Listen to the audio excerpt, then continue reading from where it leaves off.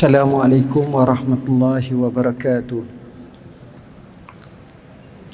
Ahmaduka Rabbi kama allamtana an nahmad wa usalli wa usallimu ala khairi khalqika Muhammadin sallallahu alaihi wasallam.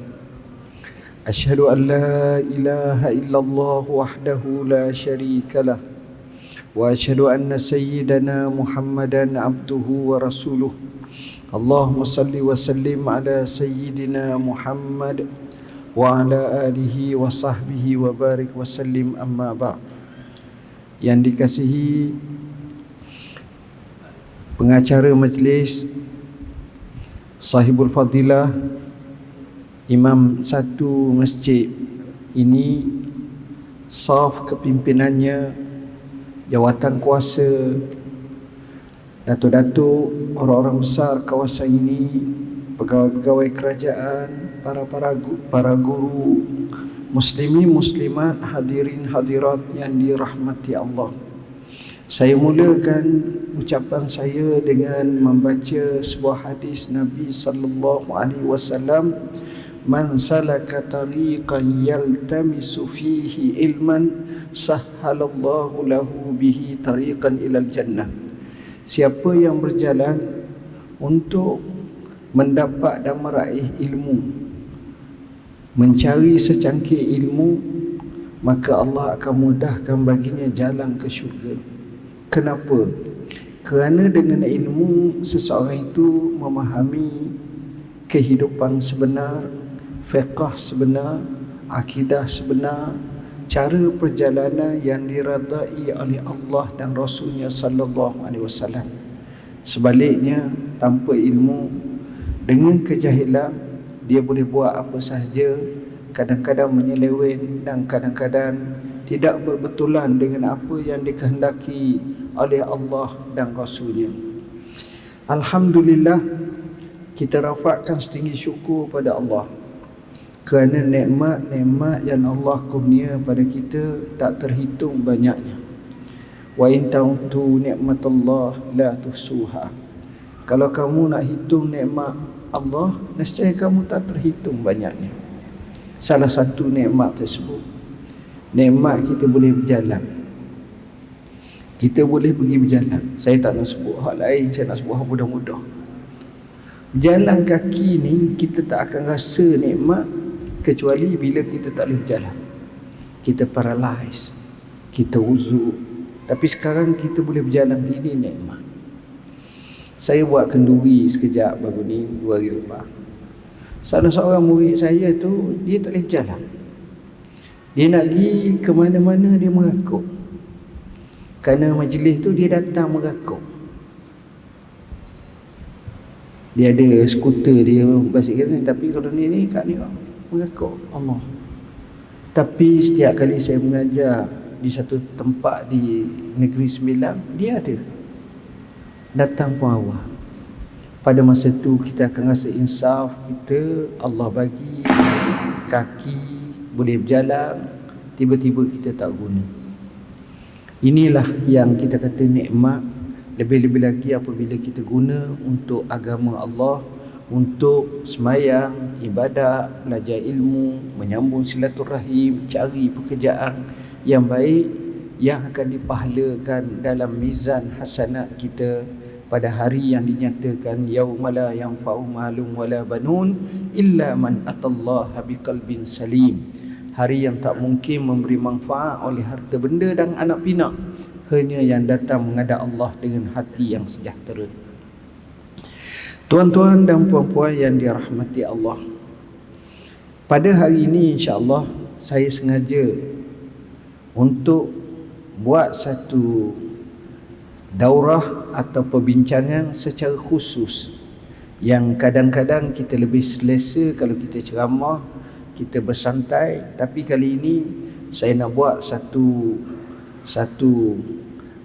semangat baru mengambil sempena hijrah. Bila hijrah ni maknanya kita baca hijrah Nabi. Bila hijrah ni bermakna kita nak faham apa intipati hijrah. Bila hijrah ni kita nak tengok apa kesan dalam kehidupan apabila berlakunya penhijrahan seseorang tersebut.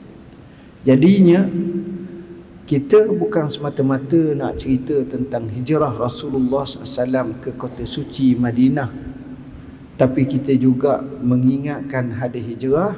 Kita juga nak tahu tentang hidup Nabi, sunnah Nabi, cakapan Nabi, kehidupan Nabi, perbuatan Nabi, sikap Nabi. Semuanya itu kita nak tahu. Bila kita nak tahu, maka kita kena rojok kitab-kitab hadis.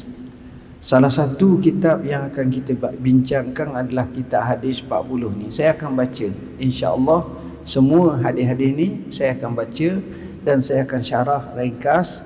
Mudah-mudahan ia memberi manfaat kepada kita semua. Pertama sekali, kitab, bila kita nak baca sesebuah kitab, kita mesti mengetahui pengarangnya. Itu adab kita menuntut ilmu. Saya belajar kitab dengan Tok Imam, tak tahu kitab siapa, tak tahu, orang suruh baca beli, kita beli, lepas tu kita tak tahu, sekadar baca.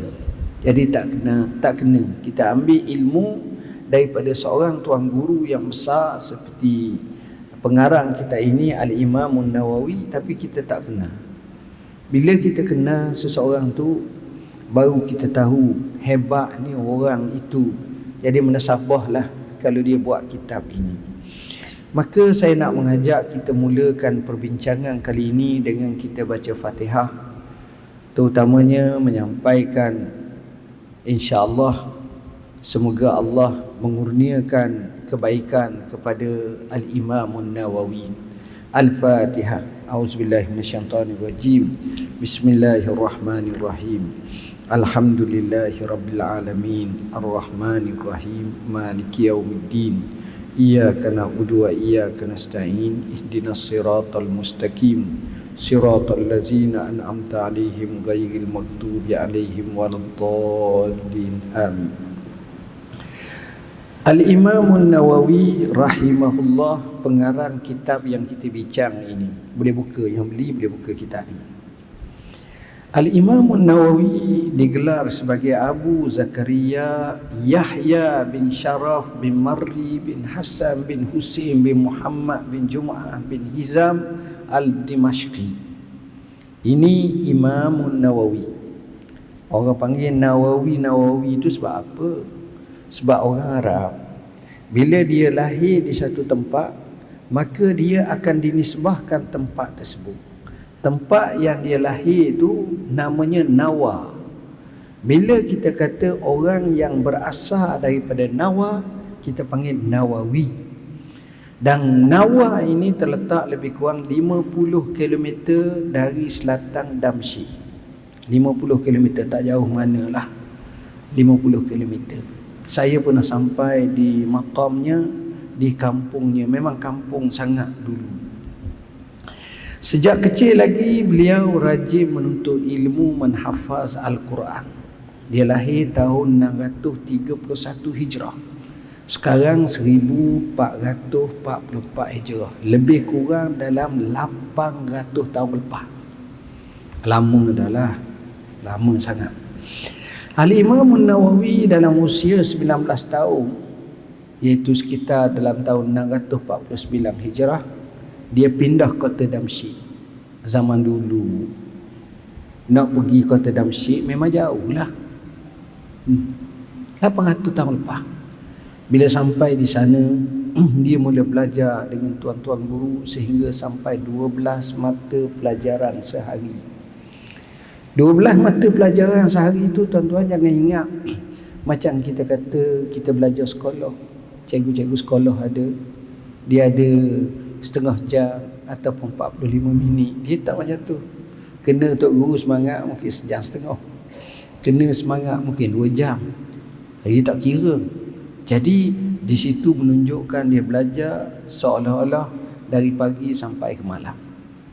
Bersungguhnya Imam Nawawi. Bahkan dia ni dikatakan loba untuk belajar ni amat kuat. Sehingga akhirnya pada tahun 665 Hijrah bila mati tuan guru yang dianggap sebagai muhaddis di satu tempat madrasah yang agung, iaitu Darul Hadis Al-Ashrafiyah, maka dia dalam usia yang muda telah dilantik untuk memegang sebagai guru besar utama, maha guru lah dalam bahagian hadis. Ni Imam Nawawi, walaupun dia faqih tapi dia hadis. Imam Nawawi ni dia banyak fatwa-fatwa yang begitu bersemangat, dan kisah dia saya sebut daripada awal lagi. Dia bertembung dengan Zahir Bebrus. Malik Zahir Bebrus ni seorang yang hebat, tapi dengan fatwa dia itu memberi satu kesan yang besar kepada Zahir Bebrus. Kisah tuan-tuan boleh baca. Mana-mana para ulama, dia tidak lahir dengan sekadar dia duduk seorang, tengok YouTube, tengok Google, baca jadi alim. Tak. Menjadi sunnatul ulama sejak zaman dulu, dia akan belajar, dia berguru, dia bertalaqi, dia menginsafi ilmu. Sebab itu Tuan Imam Nawawi ni bukan seorang, banyak. Antaranya Ishaq Al-Maghribi, Abdul Rahman bin Nuh Al-Maqdisi, Umar bin As'ad Al-Irbili, begitulah seterusnya. Ramah. Kerana Nabi dikatakan innamal ilmu bitta'allum, kerana ilmu tu kena belajar. Kita mari kita belajar, sebab mungkin tanpa kita belajar silap faham, kefahaman menyeleweng. Imam Nawawi dia cinta dan sungguh dalam menuntut ilmu.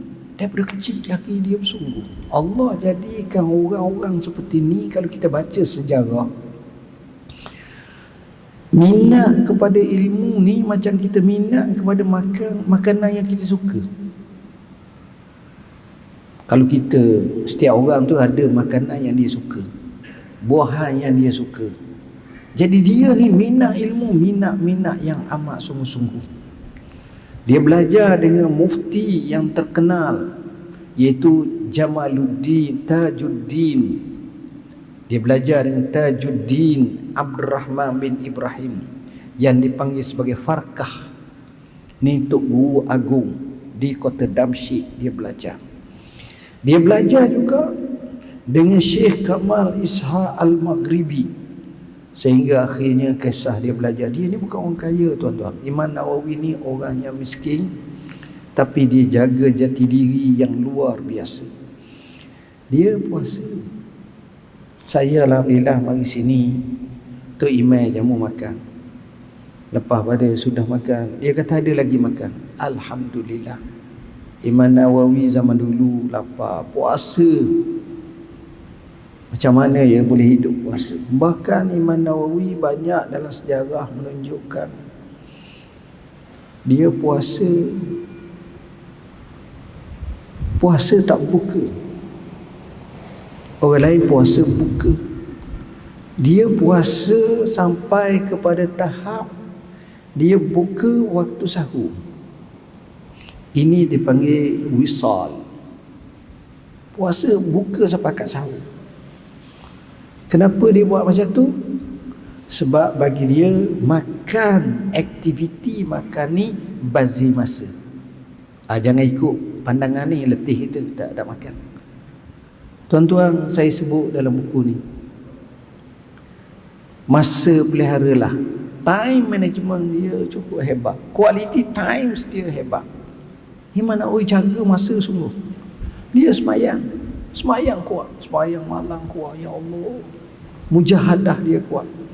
Jadi Imam Nawawi rahimahullah tak pelik. Orang yang kita kata mengabdikan diri kepada ilmu sungguh-sungguh dalam menjadi tahap kealiman yang luar biasa. Dia belajar kitab fiqh dia belajar, kitab hadis dia belajar, kitab nahwu dia belajar, semua bidang. Allah bagi akal dia luar biasa ingatan. Sebab itu saya boleh katakan Ulama ni kita cakap biasalah, ada dua golongan. Satu ulama hadis. Ni suhu ulama hadis. Jalur macam ni kita boleh tengok Az-Zuhri, ulama-ulama salaf seperti fuqaha us-sab'ah. Tu betul lah zaman-zaman Nabi tu. Antara jalurnya Imam Malik, antara jalurnya Imam Ahmad bin Hanbal, ni hadis. Satu lagi ulama yang terkenal dengan fiqh. Walaupun ada hadis betul, tapi fiqh dia menonjol lagi. Ini seperti Imam Abu Hanifah. Imam Abu Hanifah ni hebat fiqh. Imam Abu Yusuf hebat. Imam Muhammad ibn Al-Hasan Al-Syaibani, Imam Zufar, ini fiqh. Tapi sikit di kalangan ulama dia boleh kuasa dua, hadis dan fiqh. Antaranya Imam Syafi'i. Sebab itu Imam Syafi'i dia belum belajar lagi dengan Imam Malik, dia telah hafaz kitab Imam Malik, kitab Muwatta. Kitab Muwatta ni kitab hadis yang dikumpul, disusun oleh Imam Malik. Bahkan Imam Syafi'i kata yang paling sahih kitab hadis selepas kitabullah, kitab Muwatta. Kenapa Imam Syafi'i tak kata kitab Imam Bukhari? Imam Bukhari datang lepas pada tu, lahir lepas pada tu. Imam Bukhari lahir 194 Hijrah. Imam Syafi'i mati 2004 Hijrah, 204 Hijrah. Jadi tak sempatlah, kecil sangat masa tu, tak buat lagi. Imam Syafi'i hafaz kitab Muwatta. Sebelum pergi hafal dah, bertemu dengan Imam Malik. Imam Malik pun terkejut. Imam Malik ni jenis orang backing, tuan-tuan. Garang, orang tak berani. Dia ada haibah, orang tengok pun orang takut. Sehingga Imam Syafi'i kata apa? Jalastu bainal hadi wal mahdi wal rasyid. Aku pernah hadir majlis Khalifah Al-Hadi, Khalifah Al-Mahdi, Khalifah Harun Ar-Rasyid. Tapi wallahi aku tak rasa gerung, lebih gerung daripada majlis Imam Malik rahimahullah. Aku yakin dia ada hubungan dengan Tuhan yang kuat, yang akrab. Dia hafaz kitab Muwatta. Sehingga Imam Malik terkejut dan menasihatkan muridnya Imam Syafi'i, ya ghulam, ittaqillah wa la tudfi nuran allazi ataka Allah bil ma'asi. Wahai anak, takwalah kamu kepada Allah. Jangan kamu padamkan cahaya yang Allah kurniakan kepada kamu dengan maksiat-maksiat. Jadi Imam Syafi'i ini luar biasa. Maksud saya di situ, Imam Syafi'i dia kuasa dua, hadis, fiqh. Orang lain kuasa juga, tapi menonjol sangat. Sehingga Imam Ahmad puji, aku belajar hadis, tapi aku belajar cara istinbat hukum, cara pengeluaran hukum daripada Imam Syafi'i. Imam Syafi'i dianggap sebagai bapa usul fiqh. Kenapa? Kerana dialah yang masyhurnya menyusun kitab Ar-Risalah yang menjelaskan tentang usul fiqh. Dan kalau kita buka kitabnya yang agung kita akan dapati penuh dan syarat dengan kaedah-kaedah usul yang telah dilaksanakan atau aplikasikan oleh Imam Asy-Syafi'i dalam mengeluarkan hukumnya. Dan tuan-tuan, puan-puan yang dirahmati Allah, cerita kehebatan Imam Syafi'i sekitar tahun 150 Hijrah sampai 204 Hijrah ini diulangi selepas 500 tahun kemudian oleh Imam Nawawi yang lahir pada tahun 631 Hijrah. Jadi Imam Nawawi dia kuasa dua. Fiqh tuan-tuan tak boleh nak lawan. Mana-mana fatwa di muka bumi dalam mazhab Syafi'i khususnya tak boleh lari daripada Imam Nawawi. Tuan-tuan nak rujuk kitab apa? Ibnu Hajar, rujuk situ. Ibnu Hajar dalam mazhab Syafi'i ada dua. Al-Asqalani pakar hadis yang pengarang kitab Fathul Bari, ataupun Al-Haytami yang ini pakar fiqh seperti Fatawa Kubra, Fatawa Hadisiyah, seperti Tuhfatul Muhtaj seumpamanya. Itu beza. Akan rujuk situ. Mana-mana seperti Imam Ghazali tak boleh, sebab Imam Ghazali datang sebelum Imam Nawawi. Imam Nawawi belajar kitab Imam Ghazali. Imam Ghazali tahun 450 Hijrah, mati 505 Hijrah. Sedangkan Imam Nawawi 631 Hijrah. Jadi tak boleh nak rojok orang apa ni sebelum pada dia. Maknanya orang sebelum pada dia rojok dia tak boleh lah. Itu dia Imam Nawawi. Jadi dia bijak. Kitab fiqh dia karang kitab ulama zaman dulu Soho, namanya Ash-Shirazi Muhazzab. Shirazi ini dianggap sebagai arkitek fiqh dalam mazhab Syafi'i. Daripada situlah berkembangnya syarah dan juga mukhtasar ke apa-apa ni Shirazi. Orang panggil dia sebagai Al-Ustaz ataupun Asy-Syaikh. Baik. Yang ini tahun 300 Hijrah. Imam Nawawi rahimahullah menghafaz kitab Shirazi Tanbih 4 bulan saja. Kitab kecil, tapi kitab itu muktamad ataupun suhu dalam mazhab Syafi'i. Cuma di aliran Nusantara dia tak suhu. Kita dengar kitab-kitab lain, tapi hakikat zaman dulu, sebab itu Imam Nawawi hafal kitab ni. Dan dia kata antara yang dia boleh tengok bila dia buat, dia boleh karang kitab. Dia syarah kitab Muhazzab. Kitab Muhazzab ni kitab apa? Kitab fiqh yang dikaryakan oleh Al-Imam Ash-Shirazi. Dia syarah ni namanya kitabnya Majmu'. Tuan-tuan tahu tak dia karang ni sampai tak habis dia mati. Imam Nawawi mati dulu, kitab dah habis lagi. Berbelah-belah jilid dah. Disambung selepas 200 tahun kemudian oleh seorang ulama As-Subki, Al-Imam As-Subki, mazhab Syafi'i. Imam Subki sambung nak ikut rentak metodologi yang dikaryakan oleh Al-Imam An-Nawawi, tak habis mati. Kemudian tahun 1960-an ataupun 1950-an datang seorang ulama daripada Mesir, namanya Dr. Ahmad Najib Al-Muti'i, telah menyempurnakan, dipanggil sebagai Takmilatul Majmu' sebanyak 23 jilid. Hebat. Tapi kata guru kami, wallahi cara Imam Nawawi susun Subki tak dapat nak ikut. Dia punya ilmiahnya, dalamnya, dia punya rasikh ilmu tu. Cara Imam Subki tak boleh nak ikut, begitu juga Ahmad Najib Al-Muti'i. Itulah kedalaman ilmu ulama zaman dulu. Imam Nawawi dalam bahagian hadis, saya terpaksa ringkas, masa tak banyak. Dalam bahagian hadis, Imam Nawawi rahimahullah, sebagaimana saya kata, dia telah mengkaryakan kitab Syarah Sahih Muslim. Sebelum daripada dia ada kitab yang dikaryakan oleh Qadhi Iyad dan beberapa tokoh. Tapi wallahi, kata guru kami, tidak ada kitab Syarah Sahih Muslim sekalipun daripada ulama India, sekalipun daripada Arab, lebih daripada Imam Nawawi. Kekal karya dia. Bukan sekadar itu, kitab yang dia karyakan ini menjadi rujukan kepada ummah.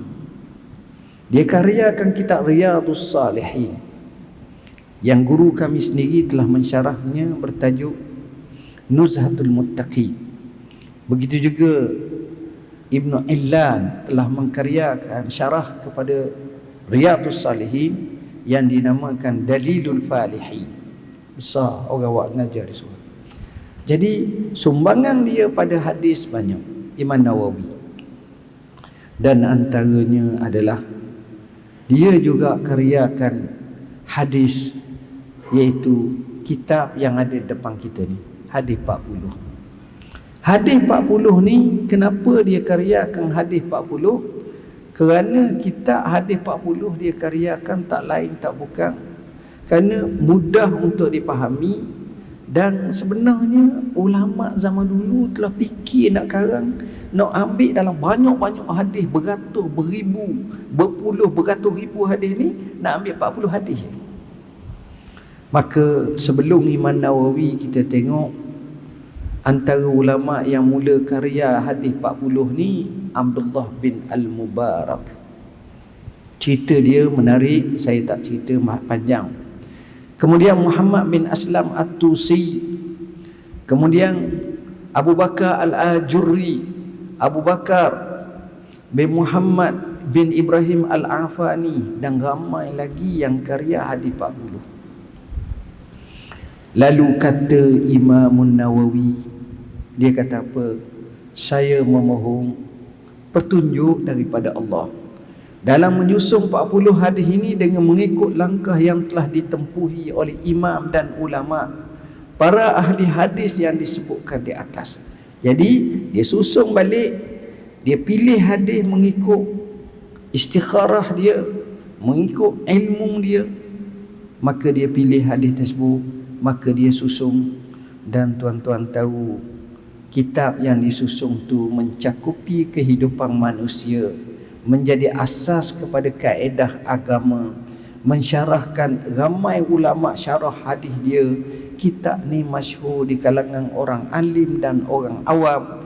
Kitab ini dipelajar oleh pelbagai masyarakat. Di Nusantara, di pesantren orang mengajar, di pondok-pondok orang mengajar, di masjid-masjid diajar, di universiti diajar, bukan sekadar itu, di Azhar diajar, di Masjidil Haram diajar, di Masjidin Nabawi diajar, di Masjid Jami' Zaitun diajar, hampir seluruh dunia diajar kitab ni. Apa makna? Berkat tuang pengarang kitab ni, ikhlas tuang pengarang kitab ni. Saya senaraikan nama syarah dia tu berpuluh-puluh. Itu saya tak faham bahasa-bahasa lain macam bahasa Turki, bahasa Parsi. Boleh jadi ada juga syarah-syarah kitab ni tu. Baik tuan-tuan dan puan-puan yang dirahmati Allah, itulah serba sedikit. Kalau saya nak kisahkan buku ni panjang, cuma saya sebut kisah Ibn Rajab Al-Hambali. Kenapa? Kerana Ibn Rajab Al-Hambali mengambil semangat kitab hadis 40 ni, dia tambah hadis. Imam Nawawi susun hadis lebih kurang dalam 42 hadis ataupun 44 hadis. Tapi kenapa dia tak panggil hadis matan isnani wa arba'in ataupun isnani wa arba'un? Tak. Dia bahasa Arab dia panggil lagi mudah 40, tapi dia ekstrakan 2 hadis ataupun 2 hadis. Kemudian disambung oleh Al-Imam Ibn Rajab Al-Hambali, cukupkan 50 hadis tambah 8 hadis. Jadi walaupun kita kata buku ni tajuk hadis 40, tiba-tiba ada 50 hadis. Tak pelik lah. Sebab asalnya dalam kitab Jami' Al-Ulum Wal-Hikam ditambah hadis seperti ini, dan itu lagi terkenal, lagi hebat. Maknanya prihatin dan kecanaan para ulama tentang hadis ni luar biasa. Tuan-tuan dan puan-puan yang dirahmati Allah, insya-Allah kita akan masuk hadis yang pertama, iaitu muka surat 1. Sebelum saya masuk hadis ni, sebenarnya kitab ni bila saya balik daripada Syria, saya susun. Saya mula mengajar hadis di sekitar Negeri Sembilan. Kitab rujukan saya kitab Al-Wafi oleh guru kami Syekh Dr. Mustafa Al-Bugha. Jadi saya rujuk, saya baca kitab ni. Kitab hadis 40. Saya mengajar, saya susun hampir 20 tahun. 20 tahun. Ingat kat 22 tahun baru siap kitab ni. Kitab ni buat ni bukan 2 hari. Yalah, bukanlah buat tiap-tiap hari. Buat sehari rehat 8 bulan. Buat pula rehat pula 3 bulan. Akhirnya siap 22 tahun. Saya pun tak sedar. Bila susun ni beki, susun, akhirnya selesailah sudah kitab. Kitab ni macam mana? Nombor 1, saya susun nama tajuk. Tajuk kalau tuan-tuan tengok dalam mana-mana kitab dia akan tak. Jadi saya letak niat dalam amalan. Ada beza sikit, ada macam-macam, tapi lebih kurang maksud sama. Nombor 2, saya akan sebut perawi hadis yang saya terjemah direct. Saya tak ambil daripada kalimah an Umar, an Amir mentak, saya terjemah dulu. Nombor 3, saya akan masukkan matang hadis. Matang tu maknanya lafaz hadis tu sendiri. Innamal a'malu binniyat. Nombor 4, saya akan terjemah maksud hadis tersebut. Nombor 5, saya akan sebut riwayat hadis yang disebut oleh Imam Nawawi. Nombor 6, saya akan sebut biografi siapa yang merawikan hadis ni di kalangan sahabat Sayyidina Umar. Saya akan ceritakan fadilat manakib Sayyidina Umar. Tapi kalau hadis ke-15 ada Sayyidina Umar lagi, saya tak cerita dah. Saya kata rojok yang pertama supaya tidak berulang-ulang. Sebab dalam ni mungkin ada 8 kali seorang perawi riwayat. Ada hak ni 10 hadis. Jadi kita takkan nak sebut nama yang sama dia. Cukuplah kali pertama. Dan kemudian saya akan sebut selepas daripada ini, saya akan sebut ulama keistimewaan hadis ni. Setiap satu tu ada keistimewaan. Kemudian saya akan sebut ulama dan hadis tu. Kemudian saya akan sebut kalau ada kenapa Nabi sebut hadis ni. Kemudian saya akan nyatakan apa dia panduan Nabi dan faedah yang mungkin kita boleh ambil hadis ini. Saya menomborkan faedah-faedah tersebut. Berakhir dengan saya sebut bagaimana aplikasi hadis ni dalam kehidupan kita. Jadi satu hadis tu kita syarah sedetail itu.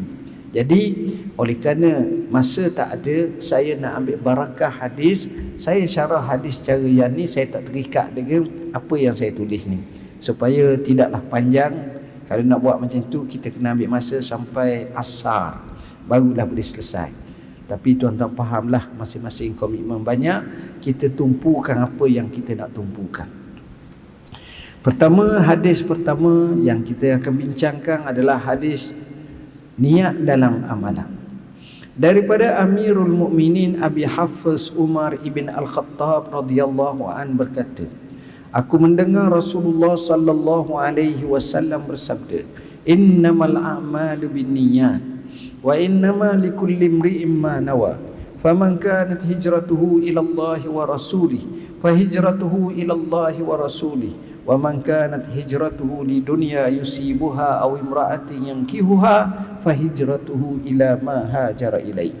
Hadis ni mafhumnya, sesungguhnya setiap amalan berdasarkan niat, dan sesungguhnya setiap orang mengikut apa yang dia niat. Maka sesiapa yang hijrahnya kepada Allah dan Rasulnya, maka hijrahnya kepada Allah dan Rasulnya. Dan siapa yang hijrahnya kerana dunia untuk dia dapatinya, atau perempuan untuk dikahwininya, maka hijrahnya mengikut apa yang dia hijrah kepadanya. Hadis ni riwayat Bukhari dan Muslim. Hadis ni menariknya, Al-Imam Al-Bukhari meletakkan dalam Sahih Bukhari dia hadis yang pertama. Jadi menjadi kelaziman para ulama mengikut sebagai mengambil manfaat. Kenapa hadis ni hadis pertama? Kerana apa-apa amalan kita, kita mula dengan niat. Bila niat betul, niat baik, niat tu kita akan dipahalkan Allah. Sebab itu pembetulan niat penting. Penjagaan niat penting. Sesungguhnya setiap amalan itu dengan niat. Innama. Apa makna innama? Innama ini tufidu hasr.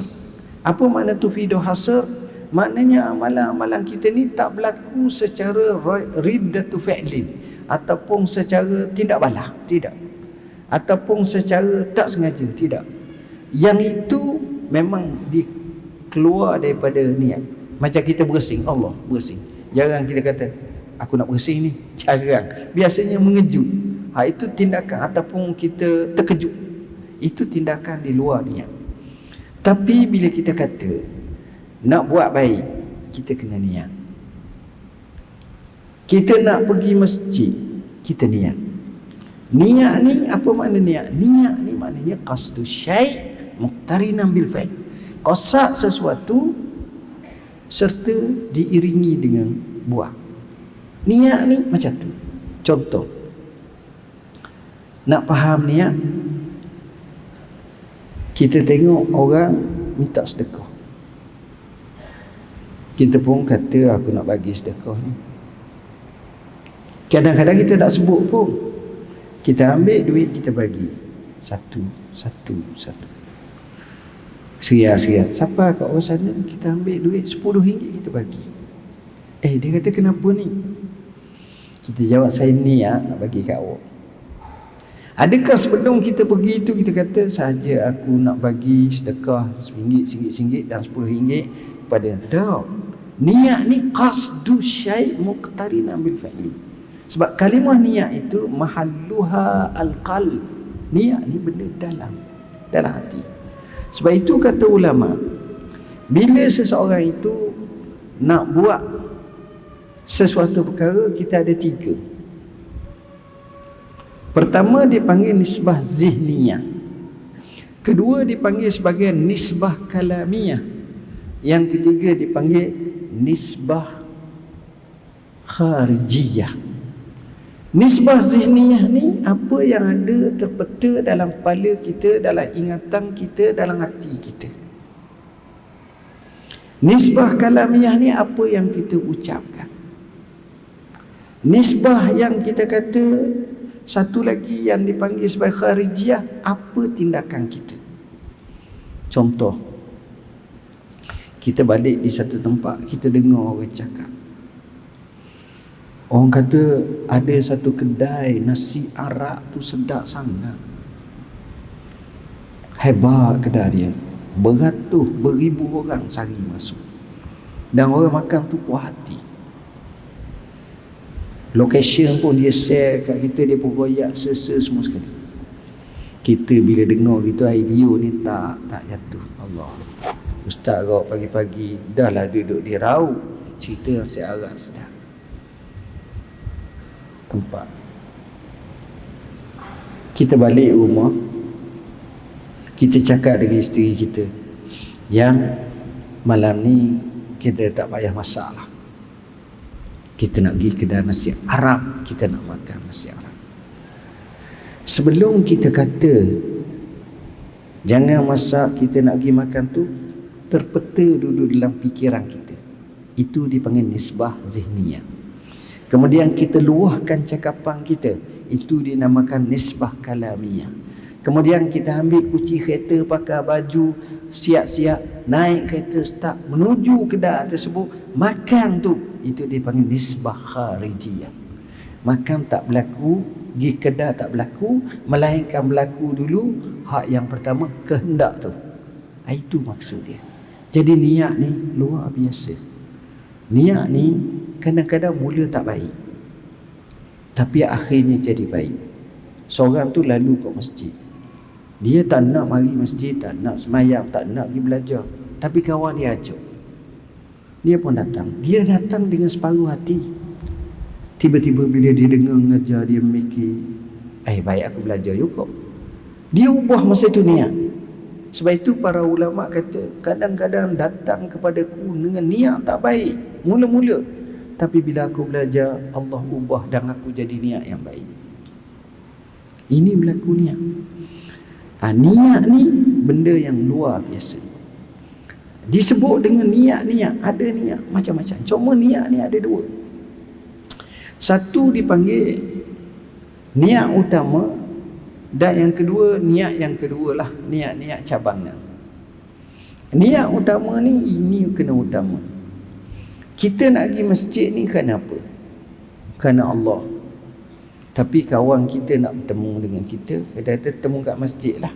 Jadi masa tu kita turun masjid, pertama nak kita temu kawan, kedua nak semayang, tapi kita letakkan prefer semayang nombor 1. Itu betul lah niat. Itu hak kecil-kecil tu siapa ingat.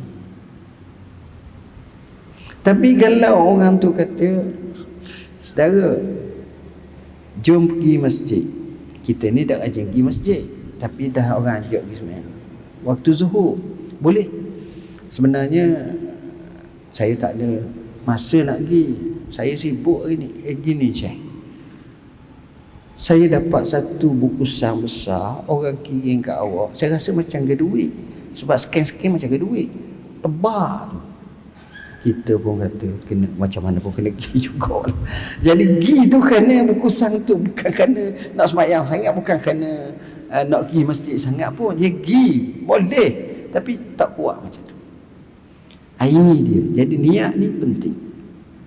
Setiap orang berdasarkan apa dia niat. Para ulama kata kita mari dalam masjid ni tak sama pahala. Sebab mengikut apa yang dia niat masing-masing. Orang ni niat begini, orang ni niat begini, dia tak sama.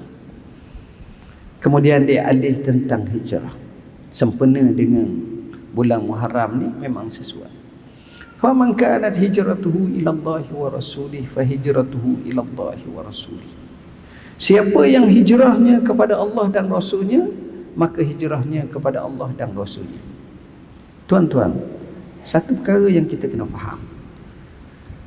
Hijrah ni apa makna? Hijrah ni maknanya pindah. Hijrah ni maknanya pergi dari satu tempat ke satu tempat.